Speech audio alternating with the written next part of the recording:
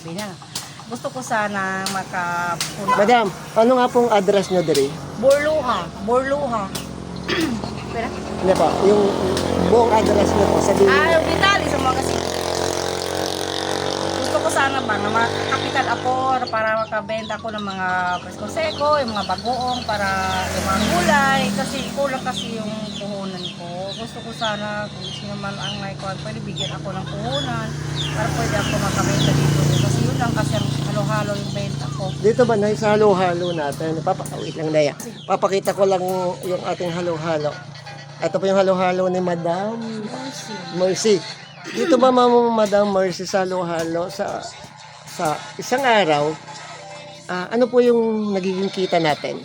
Or umabot po ng Mga ano po yung kita natin? minsan sir, mga 300 lang, ganun lang. Kasi 300. maliit lang kasi.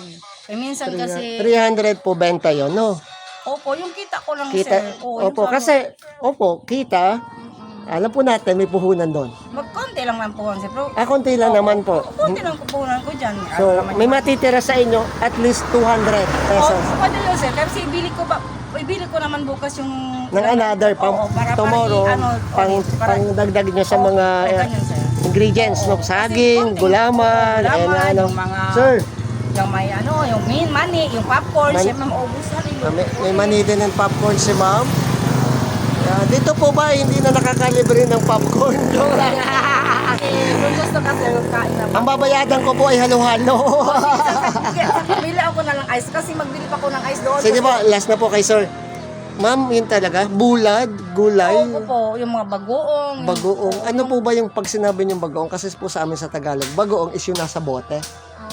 Nasa bote. Pero gusto ko sa yung kilo-kilo. May bumenta man dyan mga kilo-kilo. Oo, fresh talaga yun. Ayun pong nakalagay sa isang garapon Oo. na parang nire-retail din nila na Oo. fresh. Yun po yung sinasabi niyong bagoong. Kasi may nakikita po ako sa Surabay, gano'n. Parang Meron doon. fresh po na bagoong. Hindi po yung nasa bote. Hindi kasi. Yung pong nasa garapon. Tapos Yes kung po. sino gusto magbili ng mga 5-5 lang mga ka-Jess. Para- Para kung magripak-ripak sir. Para makaya nung bulsa ng mga customer. Okay sir, ganun talaga sir. Kasi alam mo naman, mga bata sa estudyante, mga sa mga hirap man kasi mga tao. Para 5-5 pwede na sila iulam sir. Ma'am, hindi Yun ang- naman sa lugar nyo lang yung nagsasabi na dito mahirap. Bakit ang dami ko napupuntahan up to Cagayan de Oro, up to Ganun talaga ang reklamo ganun talaga ng ang tao. sinasabi, mahirap ang tao ngayon. Ay kasi ma'am, for me ma'am, kailangan nating mag-ipon. Opo. Sa totoo lang, kailangan po nating mag-ipon kahit po konting piso araw-araw Opo. para po pandagdag din nating puhunan yon sa ating negosyo. Opo, tay, sir, dahil kayo nga po ay gwapo at naka-video na po tayo, ano po yung gusto nyo din na idagdag sa inyong tindahan? Negosyo daton. Kasi wag yung kay ma'am, kasi kahit mag-asawa kayo, Oo. maganda rin yung kayo ay may idea, baka makadagdag isang araw, makatulong din ako, at ako ay inyong mapasaya ko rin kayo kahit sa maliit na paraan ng pagtulong ko sa inyo. Pagtulong, ibig sabihin libre. Ibig sabihin, ihahatag ko dire ko, for example, yung mga bagoong, yung mga, sabihin nyo lang sa akin, saan ba pumapalit noon, madam? Doon sa Bitali meron man sir. Meron po sa Vitali? Meron. Sure kayo? Oo, meron. Marami akong kilala po sa Vitali. Kaya kayang-kaya ko po magpalit diri. Kaya-kaya ko pong ako na lang. Opo, sir, yung sa inyo pong gusto, ano po iyon? Mamaya po yung kay ma'am. Kasi si ma'am magbibigay din siya sa akin. Gusto ko siya isda. Ano sir, isda? Maraming isda. Fresh na isda. Fresh ko. So kapag po ba press, Walay tiyanggi. Malayo ang, ano pa yan? malayo yung palengke. Malayo ang palengke. So ibig sabihin po dire, yung mga tao kapag gusto ng isda, Oo, meron. pupunta pa ng Vitali? Oo, magmasahe pa sila. Tapos Pamasahe gusto- pa. oo, gusto sila dito na magbenta, mag-ano lang. And dito, wala ako nga po nakikita pa. No. Wala po dire. Wala po nababaligyan ng mga isda. Wala talaga sir. Kaya gusto. Malayo. Katulad po nun, sir. Hindi naman agad malaki din puhunan ng isda eh. Hindi agad, okay po, kung kayo ay matutulungan ni Kuya, paano po natin sisimulan yun sa maliit na paraan na kayo ay kikita? Yung mga isdang fresh. Paano po yon? Paano po ang ating pagbili do diri? For example, ilang kilo muna. Oo, panto kilo. Then pagsimulaan nyo, magsimula kayo doon sa mga ilang kilo, magsimula kayo. Oo. Kung hindi mabenta agad, o di po ba, may pang-ulam pa kayo. Panto kilo, ano start? Tama po, may pang-ulam pa kayo. Yun po para sa akin. Oo. Uy, dali lang. Kontak kilo lang ano. Mga 50 kilos lang daw muna. 50 kilos po, malaking halaga po ang 50 kilos. Magkano din?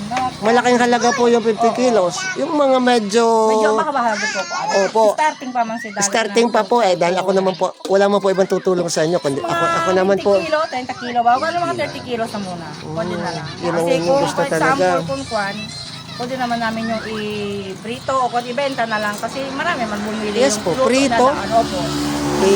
Pagkain nyo kung hindi agad mabenta, kung masisira na, kung papanos na panos. Okay, kung for example, Opo ba, yung prito nyo agad? yung isda, kung hindi matapos, pwede din i-prito para pwede din ibenta din. Yes. Kasi marami mang bumili dito ng mga ulam na luto na daan. Opo. Kung mayroon tayong luto. Isang araw magluto Oo. kayo ng kanin, o di ba? Benta, additional kita nyo yun. Rice lang, o di ba? At isdang prito, okay na po yun. Okay po, Saka sana yung po. Mag-barbecue. Para sa mga bata kung uuwi galing sa eskwelahan, pwede sila mabili ng hotdog o ano ba yan, yung mga Adidas. Yun Yes, naman, mga yung Adidas. ulo sa manok. Ganun Sa lang. manok. Oo, ganun lang. Adidas.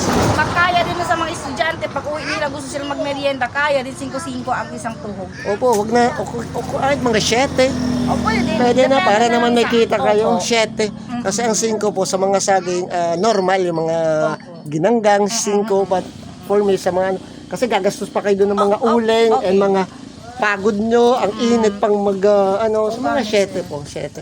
Okay po, maraming salamat, Madam Marcy. Ano po? Si Sir Titay? Rodin. Rodel po. Sana po nga isang araw ay maigrant natin ang kanilang wish.